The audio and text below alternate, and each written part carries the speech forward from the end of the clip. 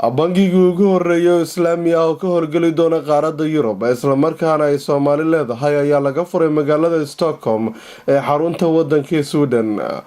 Bangigan oo loogu magac daray Ammaan Finance ayaa furitaankiisa xaflad kooban oo ay kasoo qayb galeen madax ka socotay wasaaradda maaliyadda iyo bangiyada kala duwan ee dalkan Sweden iyo howlwadano kale oo isugu jiray Soomaali iyo ajaanib, gaar ahaan qaar ka mid ah wakiilada xawaaladaha ee ka howlgala magaalada Stockholm ayaa waxaa lagu qabtay dhismaha bangigan oo ku yaala santarka magaalada Stockholm.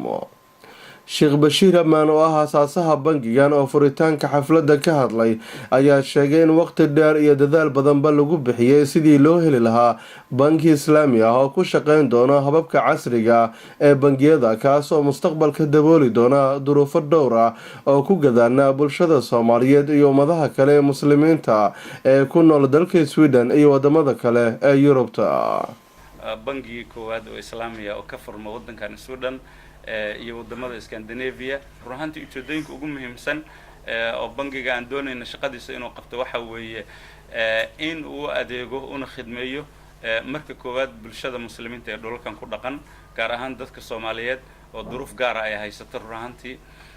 dabadeedna waxaa qorshaha ugu weyn uu yahay inuu adeego bulshada waddanka joogta oo idil qolo kasta ay yihiin gaalo iyo muslimiin, waxaana laga yaabaa inay noqdaan macaamiisha ugu badan oo nala macaamilooto inay noqdaan dadaan muslimiin aan ahayn, maxaa yeelay adeega islaamka wuxuu Ilaahay ugu talagalay aadanaha oo idil meel kasta joogaan. insha Allah tacaala waxaan ka baryaynaa inuu noqdo mid anfaca aadanaha ifka saaran inuu anfaco. waxaa ruuxantii ujeedada ugu weyn iyo qorshaha ugu weyn aan ugu talagalnay waxay ahayd si gaar ah dadka Soomaaliyeed oo duruufo badan iyo dhib badan ay haystaan inaan badbaadino, maxaa yeelay Soomaalida waxa ka luntay lacag aad fara badan baa ka luntay wadamada dariska ah, wadamo badan uga luntay, maxaa yeelay nidaam bangi oo system oo shaqeynayo caalami ah ma jiro. bangiyo garanti oo dawlado ay garanti gareynayaan oo mataqaana ay kafaalo qaadayaan ma jirto. marka waxaan ugu talagalnay dadka Soomaalida doonaya xoolo meel ammaan ah u yaala oo mataqaana dawlado ay mas'uul ka yihiin oo gacantooda ku jira. sidaasaan waxaan uga furnay xafiiska koowaad magaalada Stockholm, bartamaha magaalada Stockholm. dawladda Sweden inay noqoto dawladda mas'uulka ka ah ee shaqada aan hayno naguna controleysa nagana warhaysa. qaar ka mid ah wakiilada xawaaladaha iyo marti sharaf kale oo isugu jiray xulka magaalada Stockholm oo goobta soo xaadiray ayaa bogaadiyay bangigan cusub kuna tilmaamay guul ummadda Soomaaliyeed u soo hoyatay.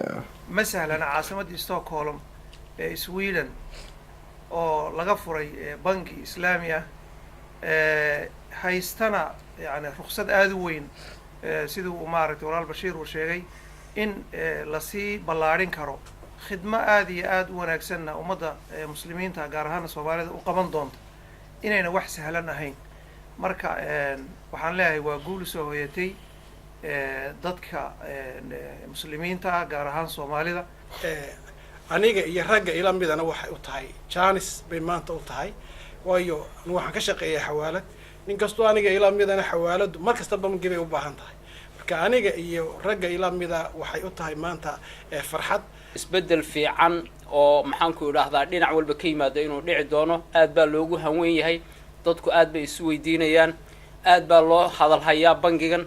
waxaan rajaynaynaa inuu noqdo kii aan ku degno ee aan guriga ka dhisano ee aan maxaan ku idhaahdaa inagoo Yurub joogna bangi Islaami ah insha Allah tacaala aan wax walba ka heli karo, wax la heli karo maaha.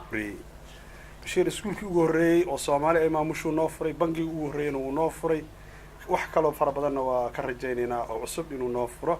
annagana aad ugu faraxsanahay inaan helno bangi Islaami qaabkiisa ku shaqeyn doona waxyaabo fara badan oo uu noo ballan qaadayna uu noo fulin doona insha Allah. maanta waa maalin taariikh ah, waa farxad maalin weyn bay noo tahay.